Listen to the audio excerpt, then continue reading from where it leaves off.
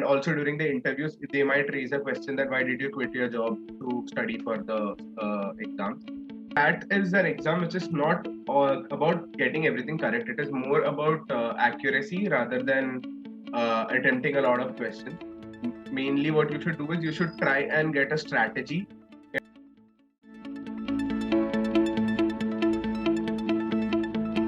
I completed my engineering from Mumbai University in 2018, and then I worked for 2 years in an agency called Media. I was working there as a biddable media analyst there, and in 2020 I left my job and joined MICA.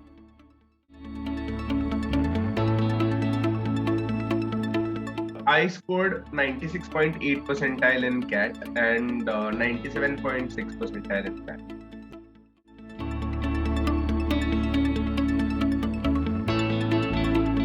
So yes, I did prepare for CAT and ZAT while I worked at. So the main problem with an agency culture is that it is very dynamic. So the client will tell you that you need to do a campaign or you need to modify a campaign very abruptly, and you need to do that. You can't tell them that you have to wait. So the working hours will be very long. So it was difficult in the start to study for CAT or ZAT, but the advantage that I had was I had 2 hours of commute to and fro from my office to my home. So I used to make sure that during those 2 hours I used to study. And after that also, I tried to keep 1 hour aside every day for my studies. And Saturday, Sunday, I would take up new topics and prepare on that. And on the weekdays, I would make sure that I revise on those topics. And if I have given any mock on Saturdays or Sundays, I analyze those.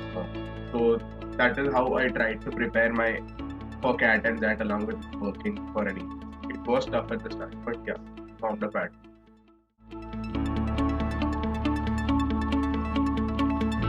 I joined a coaching for mocks. I did not join any coaching for studies. I did take mocks in order to understand how to strategize and how to analyze it.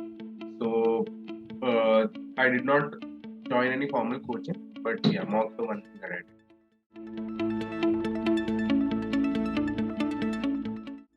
So it is even though I'm answering this question, it would be completely a personal choice. But my recommendation would be first try and analyze that if you are able to put a studying pattern or find a pattern where you could study given your current schedule rather than abruptly quitting your job, because it make hopefully each and every one of you do clear CAT or ZAT, but if you do not, it might be a problem there.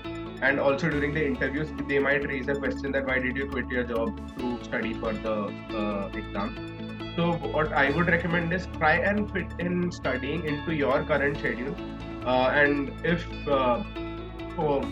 you are facing a problem that your work hours are too long or your commute is too long or something like that, try and switch jobs rather than quitting your job completely.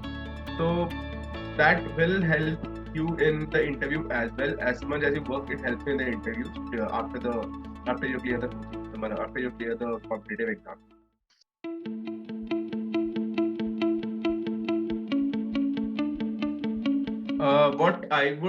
The tips that I would like to give is CAT is an exam which is not about getting everything correct. It is more about accuracy rather than attempting a lot of questions.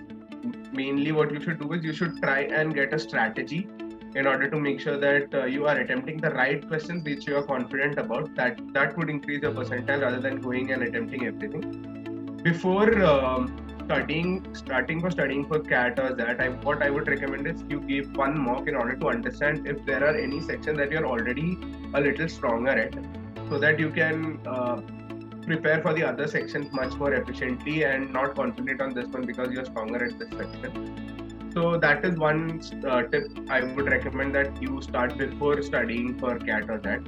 And then as you go forward, you need to give as many mocks as possible, because you on the day of the exam it will help you a lot, because you will be accustomed to how to give these exams, how to go forward with the questions.